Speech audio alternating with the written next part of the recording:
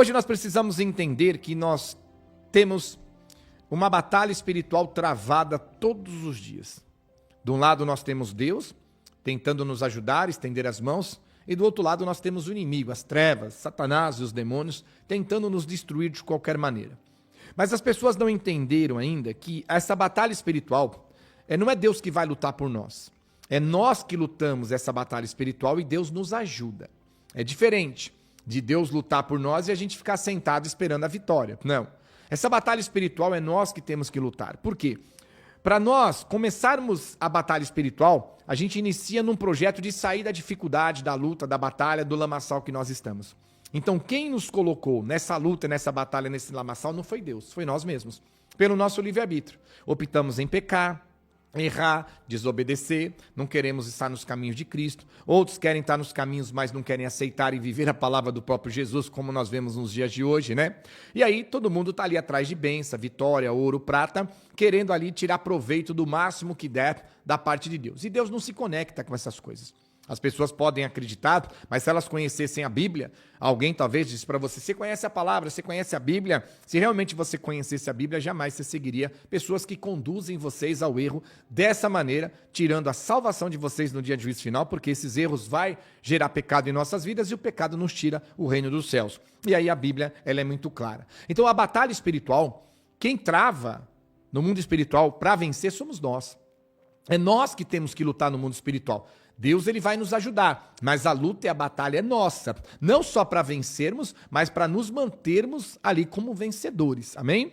Né? Porque aquele que perseverar até o fim, esse será salvo, o que desistir no meio do caminho foi derrotado. Então tem pessoas que vencem, conseguem vencer, sobe no pódio, mas no meio do caminho desiste e é derrubado e perde o pódio. Quer dizer, é derrotado novamente. Então nós temos que entender que nós vamos chegar à posição da vitória e temos que nos manter invictos nesta vitória e neste pódio até a vinda de Cristo. Então nós temos que compreender no mundo espiritual. Então sim, a batalha espiritual todos os dias é travada e Cristo, Deus nos ajuda. Mas quem vai vencer, lutar e batalhar para vencer essa batalha no mundo espiritual somos nós. E as armas que nós temos somos diversas. Nós temos ali pontos predominantes. Ler a Bíblia, conhecer a Bíblia e viver a Bíblia e praticar a Bíblia. Essa é um dos pontos predominantes que vai gerar todo o conglomerado de fé, de obediência, santidade e revestimento. E aí vem a nossa santidade, a nossa obediência, a qual nós vamos estar também lutando e batalhando no mundo espiritual com as armaduras santíssimas de Efésios 6, 13, 14 e 15. Leem a Bíblia, vocês vão entender o que nós estamos falando. E também, juntando, diante de todo esse processo, nessa batalha espiritual para vencermos as trevas, a nossa fé, o nosso jejum e a nossa oração. Isso mesmo, diante de Deus. Mas tem algo a mais também que predomina nessa batalha, onde a maioria das pessoas tem perdido a batalha, porque elas não querem estar numa rocha. Elas querem até construir as suas casas no mundo espiritual, mas numa areia. Querem construir da sua maneira, do seu jeito, quer procurar os caminhos mais fáceis, os caminhos que são mais simples, muitas vezes até querem entrar em atalhos para chegar a Deus, cortar caminhos para chegar a Deus. E isso nós vemos que é oferecido diuturnamente em quantidades assombrosas e assustadoras. Mas isso não conecta ninguém a Cristo e não conecta ninguém a Deus. Então a maior batalha nossa no mundo espiritual é nós contra nós mesmos. Como assim, pastor? Nós contra nós mesmos, né? Nós contra nós mesmos. Não quer dizer que nós vamos lutar para destruir a nós mesmos, mas nós vamos lutar para destruir as nossas vontades e desejos e concupiscências carnais. É aí que o ser humano perde a batalha. Perde a batalha, perde Deus, perde Cristo e é vencido pelo Satanás e pelas trevas, e ele domina famílias inteiras, como tem feito nos dias de hoje. Olha o que a palavra diz em livro de Gálatas, capítulo 5, versículo 16 e 17. Gálatas 5, 16 e 17. Digo, porém, andais no Espírito, e jamais satisfazeis a concupiscência da carne. É uma ordem. Andai no Espírito e jamais satisfazeis as concupiscências da carne. Porque a carne milita contra o Espírito e o Espírito contra a carne, porque os dois são opostos entre si, para que não façais o que porventura seja do vosso querer. Então a palavra é bem clara.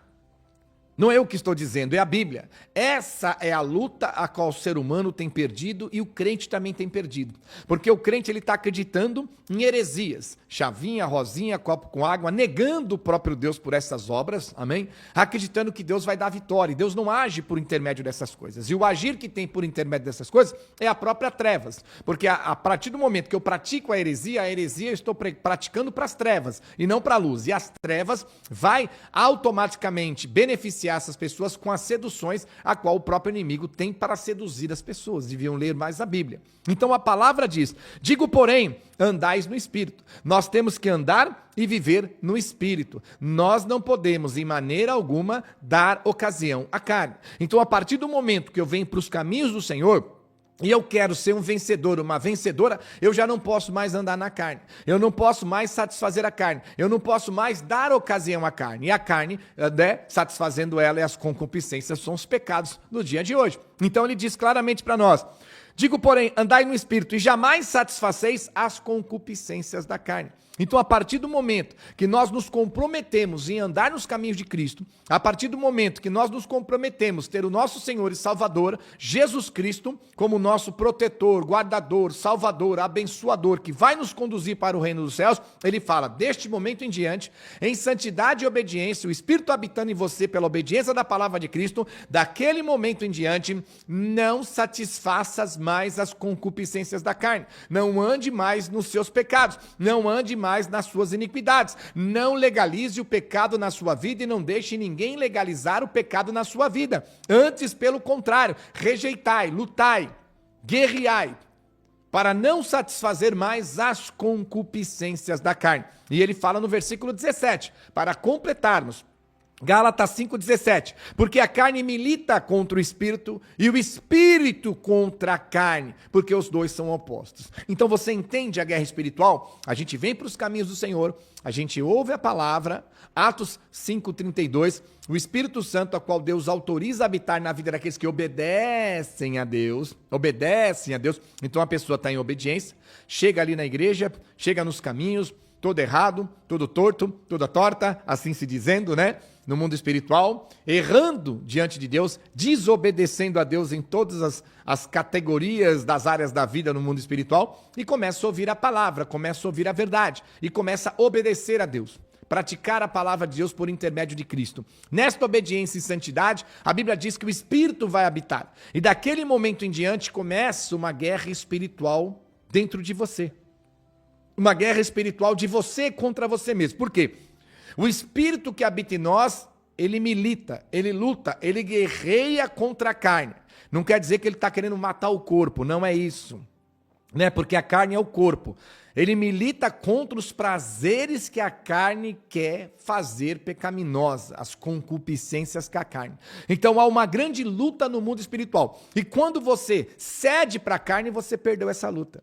Então veja, não é Deus que vai vencer a luta por nós. Ele vai nos ajudar, porque o Espírito habita em nós, com a palavra sendo pregada, gera o temor em nossos corações. O temor vai gerar a abstinência e a libertação do pecado. E a partir do momento que eu me liberto do pecado, eu crio a renúncia na minha vida. E renunciando e não pecando mais, eu já não satisfaço mais a concupiscência da carne, porém eu satisfaço o Espírito. Caso contrário, eu estou nos caminhos e o Espírito de Deus habita em mim, mas eu quero pecar, eu quero errar, eu vivo caindo, eu vivo errando, eu vivo pecando, aí você tem uma batalha espiritual na sua vida, a qual o Espírito que habita em você está lutando, militando, guerreando contra a sua carne para não pecar, não errar e não transgredir. E quando você peca, você perdeu a batalha. Não foi o Espírito que perdeu, não foi Deus que perdeu, porque o Espírito milita contra a carne, ele te ajuda, ele te ensina, ele te molda, ele te põe o temor, ele te convence, mas o corpo é seu, o livre-arbítrio é seu.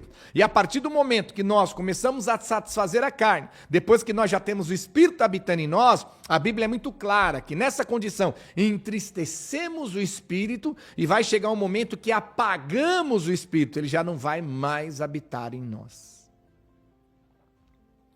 Então, servir a Cristo é um estilo de vida.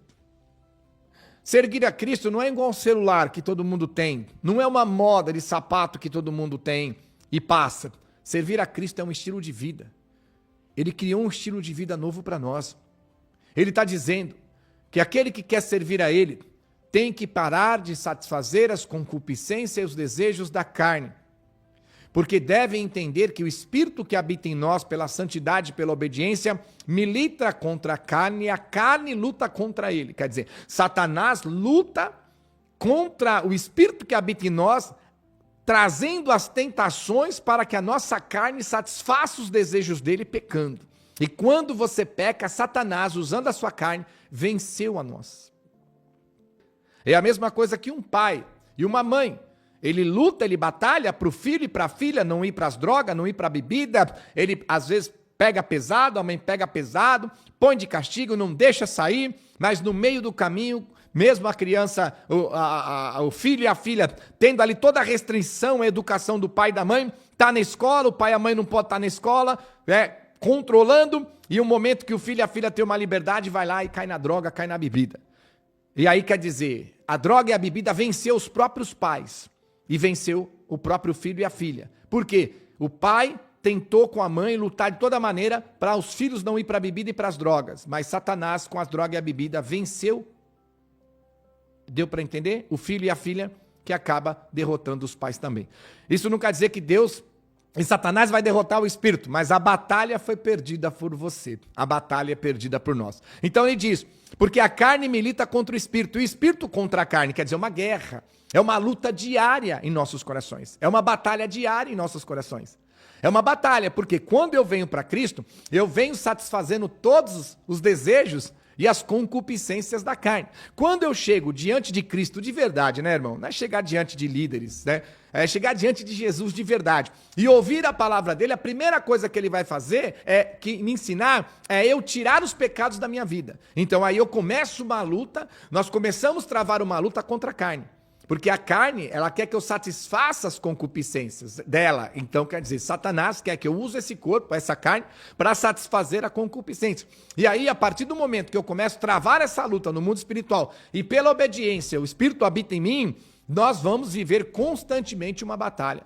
O Espírito lutando contra a carne e a carne lutando contra o Espírito. Quer dizer, o Espírito tentando te convencer a não pecar e Satanás tentando usar a sua carne e te convencer a pecar. Quem está vencendo na sua vida? Jesus, o Espírito ou o diabo? Somos mais que vencedores. Será que estamos sendo mesmo mais que vencedores? E a vitória, supostamente, que você está recebendo, será que vem de Deus? Porque a maior armadilha do diabo são várias. Uma delas é querer fazer você associar que tudo que vem de coisas aparentemente boas vem de Deus. E que o diabo não faz nada de bom para as pessoas, aparentemente. Só que se você lesse a Bíblia e entendesse que Satanás é o sedutor, e para seduzir ele vem com os pratos, que são coisas supostamente boas para as pessoas, você entenderia que nem tudo que vem para a sua mão reluz da poder e da glória do ouro de Deus. Muitos vêm do próprio Satanás. Então a palavra é clara, porque a carne milita contra o Espírito contra a carne, porque são opostos entre si, para que não façais o que provém ou que, porventura, seja do vosso querer. Entendeu?